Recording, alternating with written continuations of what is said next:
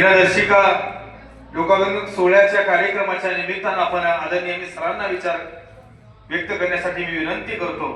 माननीय प्राध्यापक रामदासजी झोळ सर, भारतीय जनता पार्टीचे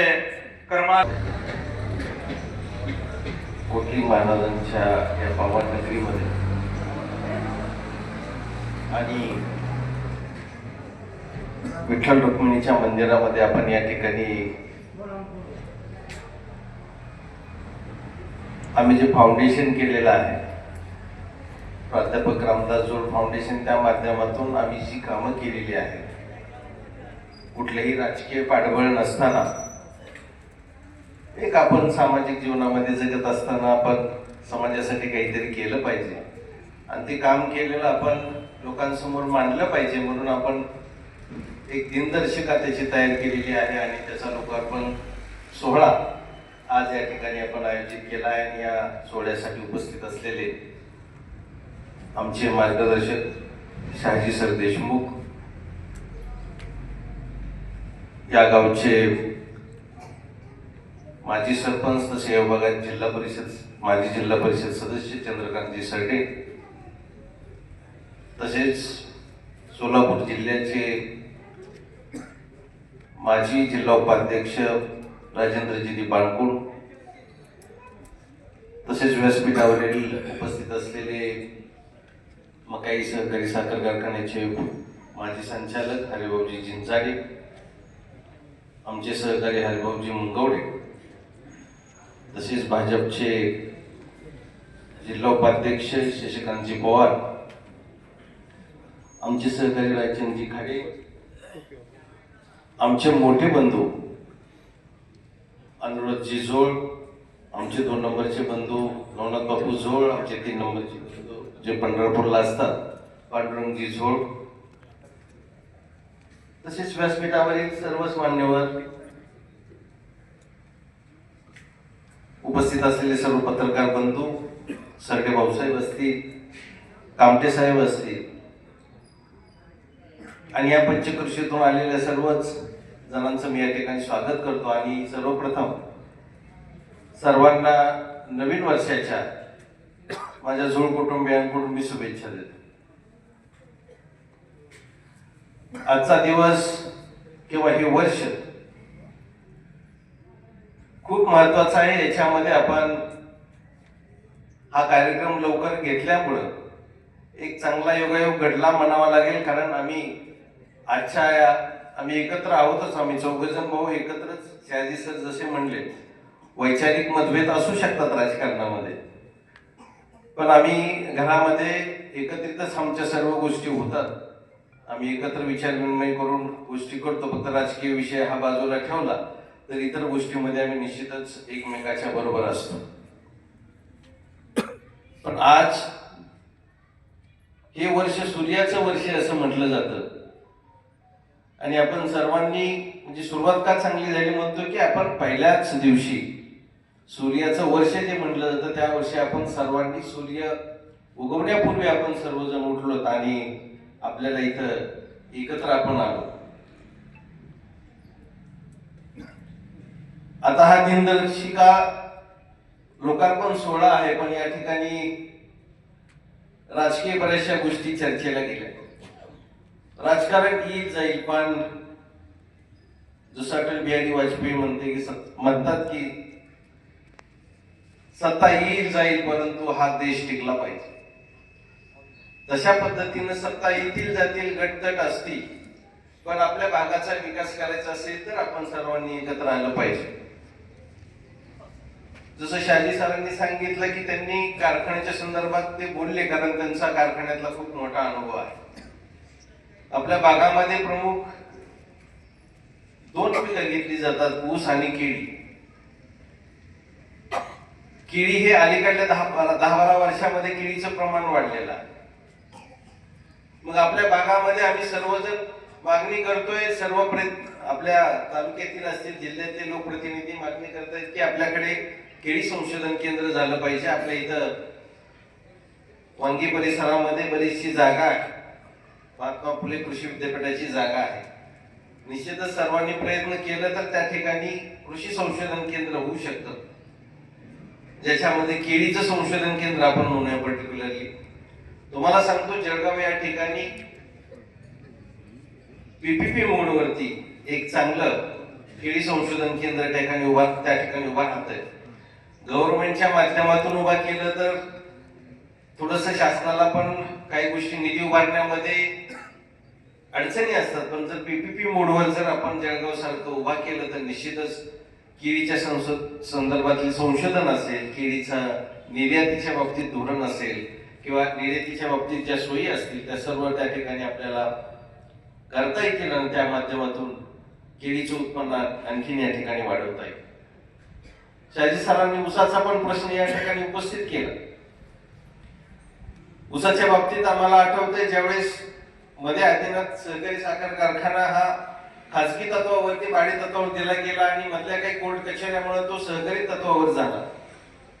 त्यावेळी शहाजी सर असतील, आम्ही काही मंडळींनी आम्ही एकत्र येऊन त्या कारखान्यामध्ये आम्ही आमच्या पद्धतीने जेवढा आम्हाला निधी गोळा करता येईल पैसे आम्ही स्वतःहून गोळा केले आणि तो कारखाना आम्ही चालवला. आणि आम्हाला आनंद आहे की आम्ही जवळजवळ 80,000 टनाचं गाळप त्या वर्षी केलं आणि त्या वर्षीचं शेतकऱ्यांचं बिल असेल, वाहन मालकांचे पैसे असतील आणि कर्मचाऱ्यांच्या पगारी असतील, तेवढ्या दिवसाचं सुद्धा आम्ही त्यामध्ये नियोजन करून सगळ्यांचे पैसे दिले गेले होते. आदिनाथ सहकारी कारखाना हा आपला अस्मितेचा विषय आहे. निश्चितच आता व्यासपीठावरील काही मंडळी असतील आणि तालुक्यातील काही मंडळी एकत्रित बसून तो कारखाना तो कुठल्या गटाकडे कुणाकडे हे न बघता सगळ्यांनी एकत्र येऊन तो प्रयत्न केला तर निश्चित तो कारखाना चांगला चालू शकतो. कारण मी प्रत्येक वेळेस म्हणतो की महाराष्ट्र राज्यामध्ये एक नंबरचं लोकेशन आपल्या त्या कारखान्याचं आहे. हायवेच्या जवळ आहे, सर्व ऊस बैलगाडीने येण्यासारखं आहे. केळीचं प्रमाण कितीही वाढलं तरी आपल्या भागातील शेतकरी केळी करायचं प्रमाण कमी आहे. केळीनंतर ऊस करावाच लागतो आणि केळीवरती येणारा ऊस हा चांगला येतो. त्यामुळं ऊसाचं प्रमाण हे राहणारच आहे. त्यामुळं शहाजी सर म्हटल्याप्रमाणे आपल्या तालुक्यातील सहकारी संस्था चालल्या पाहिजेत, टिकल्या पाहिजेत. निश्चितच आम्ही सर्वजण मिळून गट तर बाजूला ठेवून आम्ही पण निश्चित तो कारखाना कसा चालू होईल याच्यासाठी प्रयत्न करणार. पुढचा विषय आपल्या तालुक्यामध्ये ज्यावेळेस तुम्ही पाहिला असेल, या वर्षी सीनाकाठ या ठिकाणी आपल्याला पाहायला मिळालं की बरंचसं नुकसान शेतकऱ्यांचं झालं आणि हे नुकसान झाल्यानंतर राज्य सरकारला पण काही मदत करताना अडचणी येतात. पण निश्चितच राज्य सरकारने सुद्धा मला वाटतं या सीनाकाठ असेल किंवा पूर्णच महाराष्ट्र किंवा राज्यामध्ये जे नुकसान झालेले त्या नुकसान भरपाई देण्याचं काम राज्य सरकारने केले. मला वाटतं आतापर्यंत जेवढी सरकारनं आली असतील त्याच्यामध्ये सर्वात जास्त यावेळेस सरकारने मदत सर्व शेतकऱ्यांना, मला वाटतं बऱ्याचशा शेतकऱ्यांच्या खात्यावर पैसे पण आले. एका शेतकऱ्याला 50-50, 40-40 हजार नुकसान भरपाई शासनाने दिलेली आहे. मला वाटतं जवळजवळ 30,000 कोटीचं पॅकेज शासनाने दिलेलं आहे. आणि तुम्हाला सांगतो शासनाने अजून पुढची घोषणा केलेली की पुढच्या जून पर्यंत, म्हणजे याच वर्षी जाता पुढच्या वेळी म्हणायचं, या वर्षीच्या जून पर्यंत कर्जमाफीची घोषणा केलेली. आणि मी तुम्हाला या ठिकाणी सांगतो सरकार निश्चितच कर्जमाफीची घोषणा केली ती सुद्धा कर्जमाफी दिल्याशिवाय राहणार. कारण आतापर्यंत ज्या घोषणा केल्या बऱ्यापैकी शासनाने देण्याचा प्रयत्न केलेला आहे. काही जण म्हणले लाडकी बहीण योजना बंद होईल, त्या माध्यमातून सुद्धा सरकारने ती योजना अजून चालू आहे, व्यवस्थित चालू आहे. महिलांना पैसे मिळत आहेत. शेतकरी सन्मान योजनेच्या माध्यमातून शेतकऱ्यांना वार्षिक केंद्र सरकारचे काही पैसे येतात, राज्य सरकारचे पैसे येतात. तुम्हाला सांगतो मागील 8-10 वर्षांमध्ये मी पण शैक्षणिक क्षेत्रात काम करत असल्यामुळे शैक्षणिक क्षेत्रामध्ये सुद्धा शासनाने बऱ्याचशा गोष्टी केलेल्या आहेत. तुम्ही पाहिलं असेल मागच्याच वर्षी सरकारने मुलींना मोफत शिक्षणाचा निर्णय घेतला. जवळजवळ राज्यामध्ये 2 लाख मुलींची संख्या व्यावसायिक अभ्यासक्रमामध्ये वाढली, 1.5 ते 2 लाख. ज्याच्यामध्ये इंजिनिअरिंग असेल, फार्मसी असेल, तुमचं BMS, BHMS, MBBS, BDS ह्याच्यामध्ये मुलींचं प्रमाण वाढलं. आणि मुलींना शिष्यवृत्ती देणं म्हणजे सोपं नाही. एका विद्यार्थिनीची फी लाखो रुपयाच्या घरात आहे. फक्त शिष्यवृत्ती देण्याचंच काम नाही तर अभ्यासक्रमांची संख्या सुद्धा वाढवली पाहिजे. आज ग्रामीण भागामध्ये शेतकऱ्यांना दोनच मुख्य खर्च असतात सर्वात जास्त, ज्याच्यामध्ये शिक्षण आणि आरोग्य. सरकारने शिक्षणाच्या बाबतीत अभ्यासक्रमांची सुद्धा संख्या वाढवून जे मागासवर्गीयांना म्हणजे एससी कॅटेगरीतल्या मुलांना अभ्यासक्रम होते ते सुद्धा संख्या वाढवून शासनाने इतर मागासवर्गीय विद्यार्थी असतील त्यांना सुद्धा अभ्यासक्रम वाढवून त्याच्यामध्ये लाभ कसा देता येईल याच्यासाठी प्रयत्न केले. आम्ही पण सामाजिक जीवनामध्ये काम करत असताना शेतकरी असेल, विद्यार्थी असेल, संस्था असतील, या सर्व घटकांना कसा न्याय देता येईल, त्यांची कामं कशी करता येईल याच्यासाठी आम्ही प्रयत्न करतो. आपल्याच भागामध्ये सरपगाव एक पूर्ण गाव तुम्हाला माहिती वर्ग इनाम 3 मध्ये ते गेलेलं आहे. त्यामुळे शेतकऱ्यांच्या जमिनीची खरेदी विक्री होत नाही. त्याच्यामध्ये शेतकऱ्यांना एखाद्याचा मृत्यू झाल्यानंतर त्याची वारसाची नोंद त्या ठिकाणी होत नाही. तर तो पण विषय आम्ही पालकमंत्र्यांपुढे मांडलेला आहे आणि आपल्या जिल्ह्याचे जे पालकमंत्री आहेत ते धडाडीनं काही कामं या ठिकाणी करतात. त्यांनी लगेच बावनकुळे साहेबांना पत्र लिहून या संदर्भात मीटिंग लावण्यासाठी त्यांनी वेळ मागितलेली आहे. निश्चितच तो पण विषय आपल्याला सरपगाव या गावाचा जो आहे जमिनीच्या बाबतीत इनाम वर्ग 3 त्याच्या सुद्धा ठिकाणी त्या ठिकाणी निश्चितच तो निर्णय लवकरात लवकर तुम्हाला झालेला दिसेल. रिटेवाडी सारखा जो विषय आहे ज्याच्यामध्ये आमचे मित्र शहाजी माने ते आता आपल्यात नाहीये की ज्यांनी खूप या ठिकाणी प्रयत्न केले की रिटेवाडी उपसा सिंचन व्हायला पाहिजे. वीट या ठिकाणी त्यांनी रस्ता रोको केला, आम्ही त्याच्यामध्ये सहभागी होतो. वेगवेगळ्या ठिकाणी सरपंचांच्या मीटिंग त्यांनी घेतल्या 40 गावच्या, त्या ठिकाणी बी आम्ही उपस्थिती दाखवून ते विषय कसा रिटेवाडीचा मार्गी लावता येईल त्याची पण मीटिंग मागच्या 10-15 दिवसामध्ये मंत्रालयात झाली आणि त्या ठिकाणी 150 कोटी रुपये मंजूर करून विखे पाटील साहेबांनी त्याचं अस्तरीकरणाचं काम लवकरात लवकर करून जे आता 1 ते 1.5 TMC पाणी आपल्या तालुक्याला मिळते, आपला हक्क 5 ते 6 TMCचा आहे. ते निश्चितच अस्तरीकरण जरी झालं तर निश्चितच आपल्याला येणारं पाणी जे 1 ते 1.5 TMC आहे त्याच्यामध्ये वाढवून 3 ते 4 TMC लगेच मिळू शकतं. म्हणजे ते काम अस्तरीकरणाची बातमी तुम्ही पाहिली असेल, मागच्याच आठवड्यामध्ये आली होती की त्याचं काम पण चालू झालेलं आहे. म्हणजे सरकार पण निर्णय घेते पण आपण आपण तिथपर्यंत पोहोचलं पाहिजे. आणि ह्या आपल्या तालुक्यामध्ये शेतकरी कष्ट करत असतो, त्याला फक्त वीज आणि पाणी ह्या 2 महत्वाच्या गोष्टी असतात आणि ते जे माल पिकवतात त्या मालाला चांगला रेट मिळाला पाहिजे.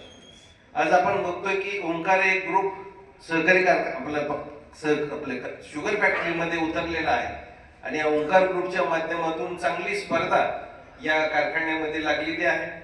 त्यांनी सर्व कारखाने तुम्ही बघत असाल, काही ठिकाणी 3300 रुपये, काही ठिकाणी 3100 रुपये, काही ठिकाणी 3200, तिथल्या रिकव्हरी प्रमाणे किंवा त्या जिल्ह्याच्या प्रमाणे त्यांनी रेट जाहीर केले आणि त्यांनी पैसे गाळपाचे पैसे पण द्यायला सुरुवात केली. त्यामुळं इतर कारखान्याला सुद्धा स्पर्धेत उतरून ते पैसे द्यावे लागत आहे. म्हणजे एक चांगली सुरुवात या साखर कारखानदारीमध्ये होते. त्यामुळे त्या ठिकाणी सुद्धा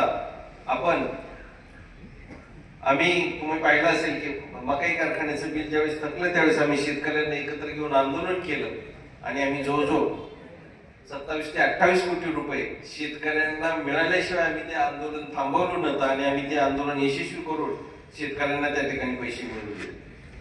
म्हणजे जिथे जिथे शेतकरी असेल, ज्या ठिकाणी विद्यार्थी असतील, शैक्षणिक विषय असेल, त्या सर्व ठिकाणी आम्ही पोहोचायचा प्रयत्न करतोय. आणि आजची जी दिनदर्शिका आपण केली त्याच्यामध्ये आम्ही फक्त याच गोष्टी नाही तर ज्या ठिकाणी बाबा मी माझं जे दैनंदिन जीवन जगत असताना मी माझ्या फॅमिली सोडून मी दुसऱ्यासाठी काय करू शकतो हा विषय नेहमी सदैव माझ्या मनात असतो. आमच्या भागामध्ये मी ज्यावेळेस कितूर 2चा पुलाचा विषय आला असेल त्यावेळेस आम्ही आमच्या जोड कुटुंबियांकडून आम्ही त्यांना त्या पुलाला सुद्धा मदत केली होती. कितूर 2 ते पोमरवाडी पूल तिथल्या ग्रामस्थांनी स्वतःच्या निधीतून उभा केला, तिथे सुद्धा आम्ही आमच्या जोड कुटुंबियांकडून आम्ही त्या ठिकाणी मदत केली होती. ज्यावेळेस त्या परिसरामध्ये आमच्याकडे रस्ता चांगला झाला त्या ठिकाणी चौकामध्ये ऍक्सिडेंट होण्याचं प्रमाण वाढतं, त्या ठिकाणी आरसे बसवायची कामं असतील, बाकडे असतील, अशा बऱ्याचशा गोष्टी आम्ही करायचा त्या ठिकाणी प्रयत्न करतोय. आणि हे करत असताना आपली बी साथ खूप महत्वाची असते. याच्यामध्ये स्थानिकांनी आमच्याकडे ज्या ज्या गोष्टी सुचवल्या, आम्ही तर माझ्याकडे कुठली सत्ता नाही पण निश्चितच मी प्रयत्न करतो की माझ्याकडे जे असेल ते मी आपल्याला जेवढी मदत करता येईल तेवढं करत राहील. आणि तुम्हाला एवढंच सांगतो, इथून पुढं आज आपण बघतोय की जीवन जसं जसं पुढे जातंय तसं काळ बदलतोय, जसं जसं लोकांचे विचार बदलतोय. आज तुम्ही बघताय की शेतकऱ्यांना मुली द्यायचं प्रमाण कमी होत चाललेलं आहे. त्याला एकच कारण, शेतकरीच म्हणतोय माझ्या मुलीला नोकरदार पाहिजे. पण शेती हा सुद्धा चांगला उद्योग आहे, पण तो उद्योग कसा करायचा? कारण आपण बघतोय की आज केळीच्या माध्यमातून लोक थोडी समृद्ध झालेली आहेत. कधी कधी नुकसान होतं वर्षभरामध्ये, 1-2 महिन्यामध्ये कधी कधी केळीचे रेट कमी राहतात. मी पण शेती करतो, मला पण शेती करायची आवड आहे. मी शेतीतली सर्व कामं शाळेत असताना, महाविद्यालयामध्ये असताना सर्व कामं केलेली आहेत. त्यामुळं आज सुद्धा माझी यावर्षी जवळजवळ 20 ते 25 एकर केळी आहे. माझं शेतीचं उत्पन्न 1 कोटी रुपयाच्या आसपास राहील, कारण आता केळीचे रेट वाढत आहेत आता, आणि माझी केळी आता पुढल्या महिन्यात चालू होईल. म्हणजे शेतकऱ्यांनी सुद्धा केळी कधी लावायची आणि कुठलेही उत्पन्न घेत असताना त्याच्यामध्ये टनेजचा विषय खूप महत्वाचा असतो. कारण आपण बघतोय ऊसाचे आपला ऍव्हरेज 25, 30, 40 टनापर्यंत गेलेले, पण आपण जर चांगला ऊस सांभाळला 80-90 टनापर्यंत गेले तर ऊसाचं सुद्धा उत्पन्न आपल्याला त्या ठिकाणी चांगलं मिळतं. आणि आता सर्वच कारखाने मला वाटतं 3000च्या पुढे गेले. त्यामुळे अशा पद्धतीने आपण शेती असेल, शिक्षण असेल, आता आरोग्याचा विषय आपण जर महत्वाचा म्हटलं तर आपल्या इकडे अजून आरोग्याच्या सुविधा नाही आहेत. आपल्या तालुक्यामध्ये तुम्ही बघताय एक चांगला दवाखाना नाही, पण निश्चितच आम्ही जसं जकारे मामांचा दवाखाना आहे बार्शी या ठिकाणी, आपली बरीचशी मंडळी त्या ठिकाणी जातात बार्शी, तशा पद्धतीचा ट्रस्टच्या माध्यमातून काही हॉस्पिटल उभा करता येईल का? कारण आता डॉक्टरांची संख्या सुद्धा आपण बघताय की वाढते. आज माझ्याच गावामध्ये जवळजवळ 8 ते 9 डॉक्टर तयार होतात, पण MBBS असतील, BMS असतील, BHMS असतील. म्हणजे प्रत्येक गावात असं चित्र असेल. निश्चितच पुढच्या 2-3 वर्षामध्ये 400-500 डॉक्टर तयार होतील आपल्या तालुक्यामध्ये. आणि मग ही नवीन येणारी पिढी जर निश्चित एकत्रित आली तर निश्चितच आपल्याला सुद्धा एक सहयोगी तत्वावरती आपल्याला तो चांगला हॉस्पिटल या ठिकाणी उभा करता येईल. आणि मी तुम्हाला सांगतो, मी तालुक्यामध्ये सुद्धा केतुरी या ठिकाणी माझी एक छोटीशी संस्था उभा केलेली, पण खूप चांगली इमारत त्या ठिकाणी उभा. तिथं जो 400-500 विद्यार्थी आज शिक्षण घेत आहेत. डिप्लोमा फार्मसी सारखं एक महाविद्यालय त्या ठिकाणी आहे. 1ली ते 12वीचे इंग्रजी माध्यमाची शाळा त्या ठिकाणी आहे. आणि आता देवळाली या ठिकाणी जागा घेतलेली आहे. तिथल्या अजून जागेचा विषय थोडासा उरलेला आहे, तो पूर्ण झाला की त्या ठिकाणी सुद्धा निश्चितपणे एक भिगवण सारखं शैक्षणिक संकुल तुम्हाला देवळाली या ठिकाणी पुढच्या 2-4 वर्षामध्ये तो उभा राहिलेला दिसेल. आणि ते करत असताना निश्चितच आपल्या तालुक्यातील विद्यार्थी तालुक्यातच शिकला पाहिजे, तालुक्यातील लोकांना रोजगार निर्मिती झाली पाहिजे. आणि आपल्या तालुक्यात अजून एक पुढची समस्या आहे, म्हणजे MIDCचा तो विषय आम्ही लावून धरतोय. तिथं अजून पाण्याची सोय नाही. MIDC होऊन जवळजवळ 30-40 वर्ष झाली, पण अजून तिथं पाण्याची सोय नाही, तर कंपन्या कशा येतील? तर त्या ठिकाणी सुद्धा निश्चितच पाण्याची सोय असेल आणि इतर कंपन्या आणण्यासाठी प्रयत्न असतील तर सगळ्यांनी जर केलं तर MIDC झाल्यानंतर, डेव्हलप झाल्यानंतर त्या ठिकाणी आपल्याला तालुक्यातील लोकांना रोजगार मिळेल, तालुक्यातील लोकांना तिथं व्यवसाय मिळतील. आज आपण बघतोय करमाळा शहर किती वाढतंय, त्याचा वाढीचा जो रेट आहे तो कमी आहे. इतर शहर, मी आज बार्शीमध्ये गेल्यानंतर, मी बार्शीमध्ये माझं शिक्षण झालेलं आहे. 15-20 वर्षापूर्वीची बार्शी आणि आत्ताची ओळखायला येत नाही, अशा पद्धतीने बार्शी शहर डेव्हलप झालेलं आहे. पंढरपूर शहर डेव्हलप झालेलं आहे. पण आपलं करमाळा चारी बाजूने यायला सोपं आहे, पण तरी सुद्धा आज डेव्हलप न होण्याचं कारण म्हणजे तिथं MIDC असेल, शैक्षणिक सुविधा असतील, आरोग्याच्या सुविधा असतील, या तिथं नसल्यामुळे आपलं शहर वाढत नाही. आपल्या ग्रामीण भागामध्ये आपण बघितलं तर जो ड्राय भाग आहे, तिथं पाण्याची व्यवस्था कमी आहे, त्या ठिकाणची गावं तरुण वर्ग सोडून शहरामध्ये विस्थापित होण्याचं प्रमाण वाढले. त्याला एकच कारण त्या ठिकाणी त्यांना मुलांची सोय तिथे शिक्षणाची होईल का नाही, पुढे मला तिथे नोकरी मिळेल का नाही, म्हणून शहरामध्ये विस्थापित व्हायचं प्रमाण वाढलंय. ते थांबवायचं असेल तर आपल्याला उरलेल्या क्षेत्रामध्ये पाण्याची सोय असेल, मग रेटेवाडी उपसा सिंचनच्या माध्यमातून ती करता येऊ शकते. आणि दुसरं म्हणजे MIDCच्या माध्यमातून तालुक्यातच रोजगार निर्मिती होऊ शकते. तर अशा काही गोष्टी आपण निश्चितच तिथं करता येतील. मला पहिल्यापासूनच आमच्या आजोबांनी आम्हाला एक संस्कार केलेले आहेत. आमच्या आजोबांचे सुद्धा आम्ही बघतो, लहानपणी आम्ही बघत होतो की त्या ठिकाणी कुठलाही गरजवंत आला तर त्याची मदत करायची भावना ही आमच्या आजोबांची असायची, आमच्या वडिलांची असायची. आणि तोच आदर्श घेऊन आम्ही जोड कुटुंबीय सामाजिक जीवनामध्ये काम करतो आहे. आणि आजच्या या दिनदर्शिकेच्या माध्यमातून एक तुमच्यापर्यंत पोहोचायचं, तुमच्यापर्यंत आम्हाला बोलता येईल. जसं शहाजी सरांनी सांगितलं की बाबा आपल्याला या निमित्तानं भेटीगाठी झाल्या, जुनी लोक भेटली. आणि शहाजी सरांनी आम्हाला पहिल्यापासून आम्ही त्यांचं मार्गदर्शन घेतोय. राजकारणातील त्यांचा अनुभव खूप मोठा आहे. ते पण काही त्यांनी शिक्षक म्हणून काम केलेलं आहे. आणि मग अशा ह्याच्यातून या कार्यक्रमातून आपण एकत्र आलेलो आहोत. पुन्हा एकदा मी सांगतो की आमचे जोड कुटुंबीय निश्चितच कुठलंही सामाजिक कार्य असेल, राजकारणामध्ये हा जनतेचा निर्णय असेल काय करायचं काय नाही.